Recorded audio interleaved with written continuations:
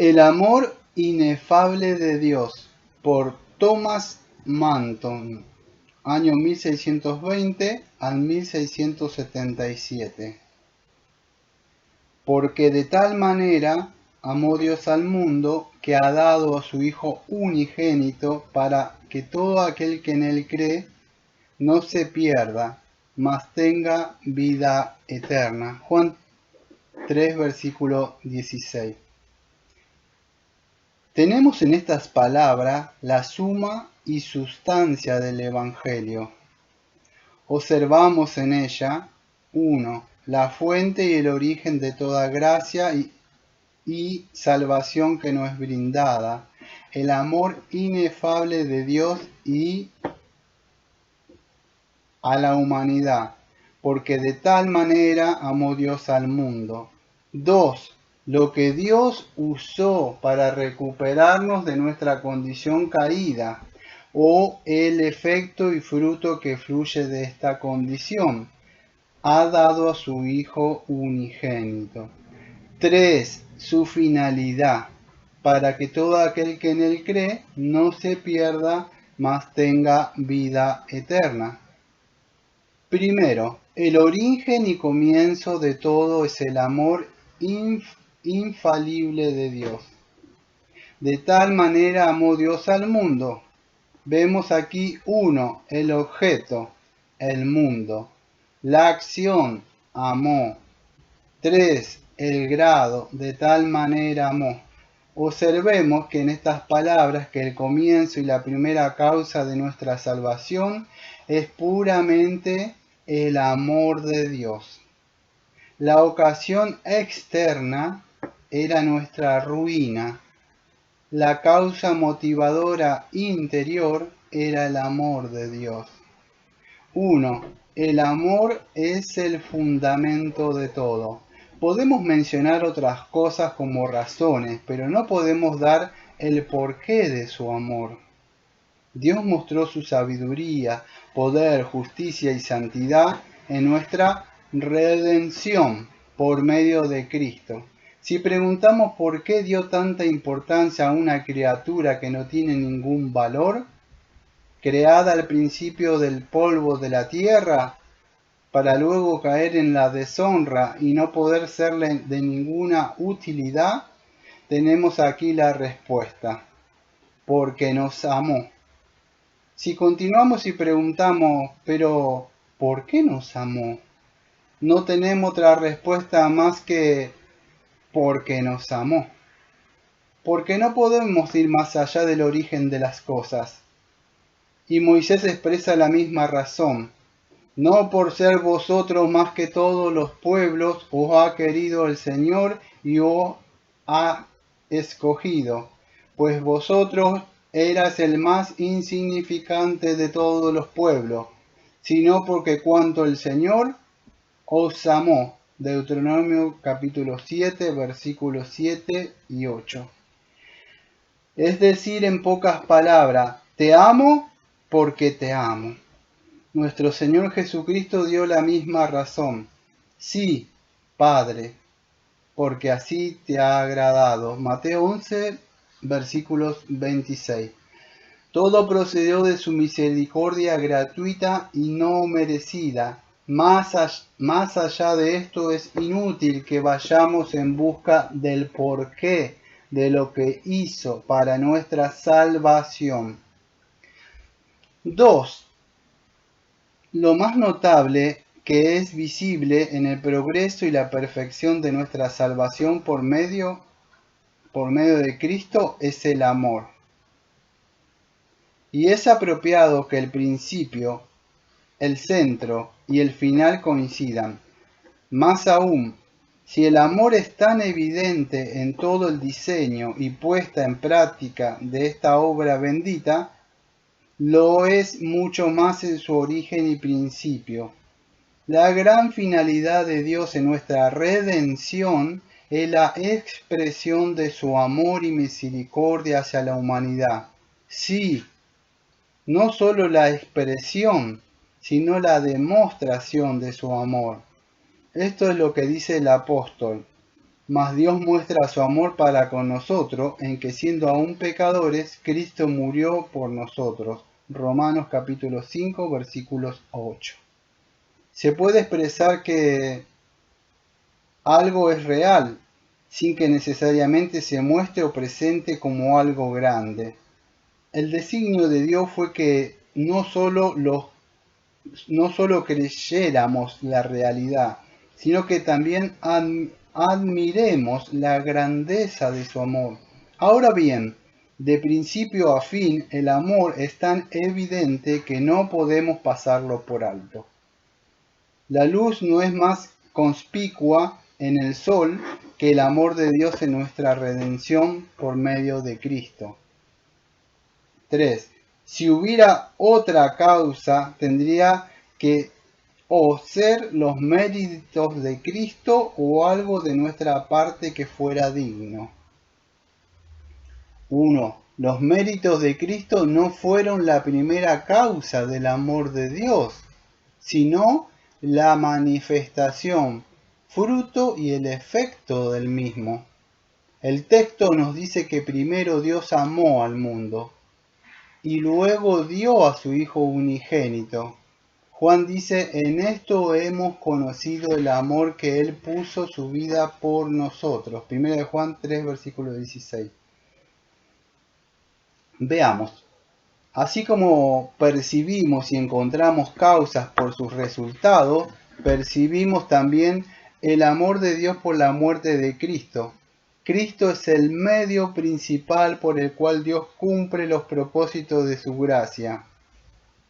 Y por lo tanto es representado en las Escrituras como el siervo de sus decretos.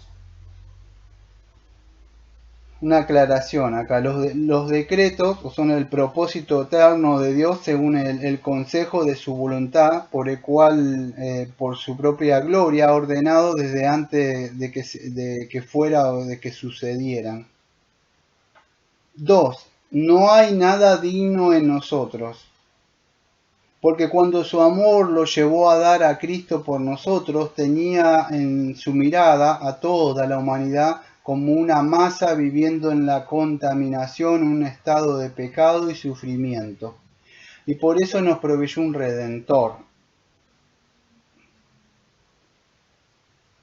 Dios al principio hizo una ley perfecta que prohibía todo pecado so pena de muerte. El hombre desobedeció esta ley y la seguirá desobedeciendo día tras día, cometiendo toda clase de pecados. Ahora bien, cuando los hombres vivían y seguían en pecado y hostilidad contra Dios, le plugó enviar a su Hijo para tomar nuestra naturaleza y morir por nuestras transgresiones.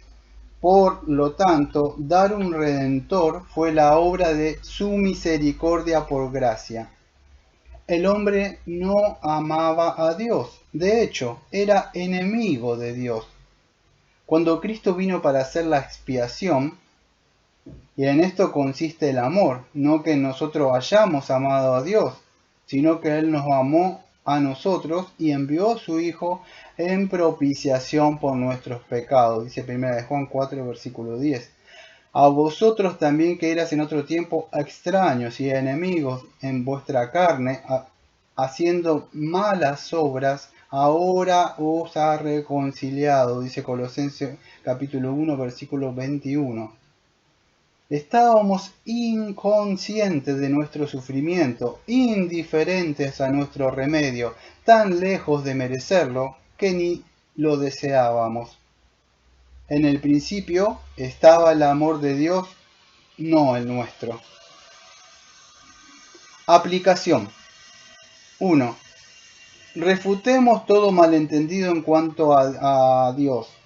Él es el gran designio de Satanás rebajar nuestra opinión de la bondad de Dios.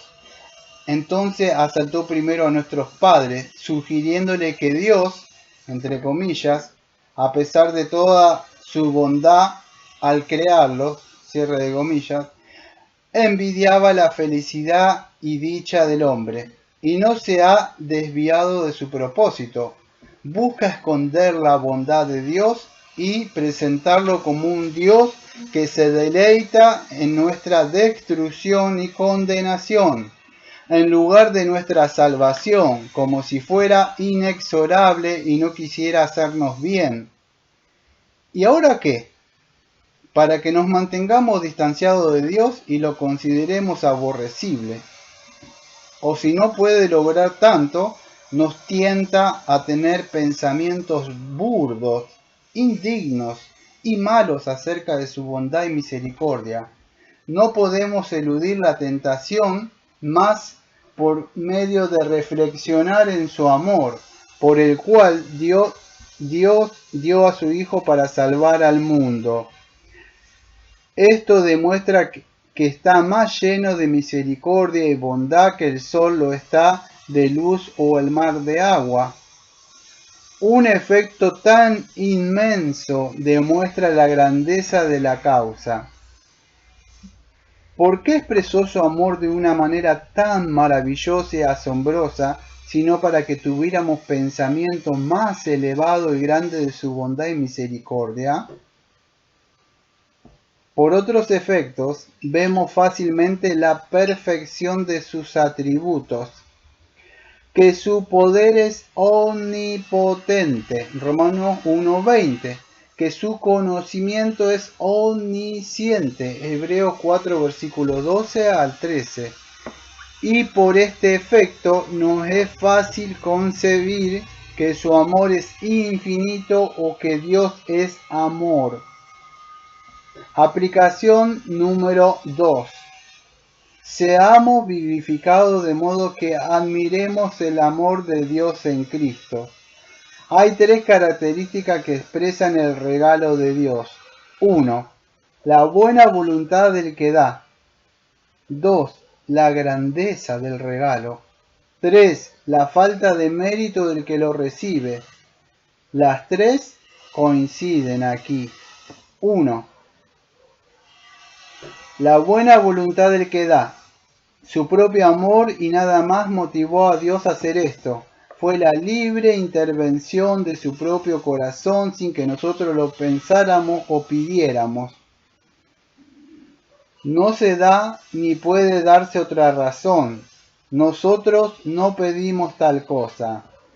No se le ocurriría a nuestra mente y a nuestro corazón, ni en nuestra mente concebirlo, ni en nuestro corazón desear tal remedio para que recobráramos el estado caído de la humanidad. No es nuestra mente, porque es un gran misterio, e indiscutible grande es el misterio de la piedad. Primera de Timoteo 3, versículos 16. No es nuestro corazón para pedir o desear, porque hubiera sido una solicitud extraña que pidiéramos que el Hijo Eterno de Dios se hiciera carne, pecado y maldición por nosotros. En cambio, la gracia ha obrado, mucho más abundante de lo que pedimos o entendemos. Efesios capítulo 3, versículos 20. Más allá de lo que podemos imaginar y más allá de lo que podemos pedir en oración. 2. La grandeza del regalo. Grandes cosas penetran nuestra mente. Querrásmoslo o no, el regalo de Jesucristo es tan inmenso que expresa a qué extremo llega el amor de Dios. No tiene un Cristo mejor, ni un Redentor más digno, ni otro Hijo para morir por nosotros, ni hubiera podido el Hijo de Dios sufrir peores humillaciones de las que sufrió por nosotros. Por eso sabemos ahora que Dios nos ama. Tenemos aquí una muestra o señal de lo que manifiesta. 3.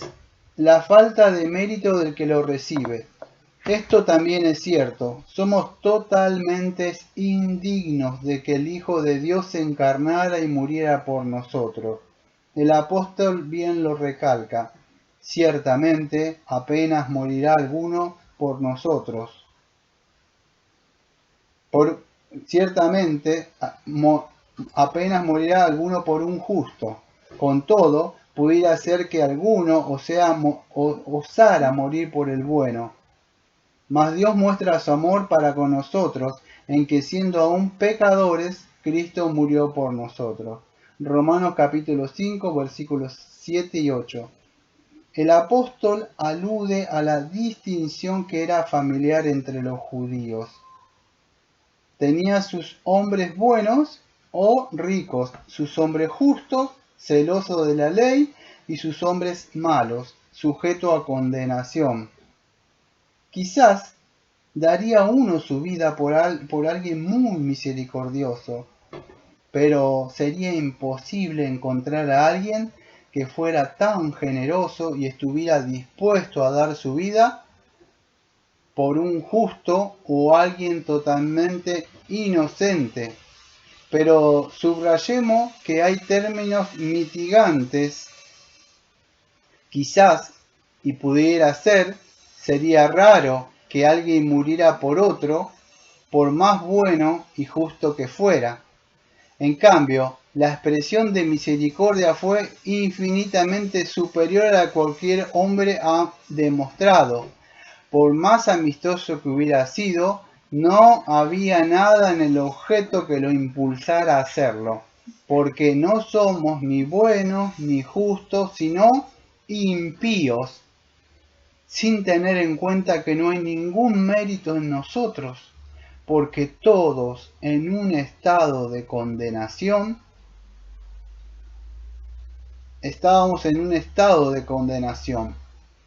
Envió a su Hijo a morir por nosotros y librarnos de la muerte eterna y hacernos partícipe de la vida eterna. Dios de tal manera amó al mundo cuando habíamos pecado y nos habíamos arrojado conscientemente a un estado de condenación. Punto final.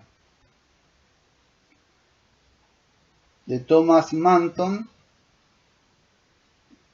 1620 a 1677, prolífico predicador puritano, no conformista, cuyas obras comprenden 22 tomos. Nacido en Lawrence, en Inglaterra. Del sermón número 16, del sermón dado de Juan capítulo 3, versículo 16.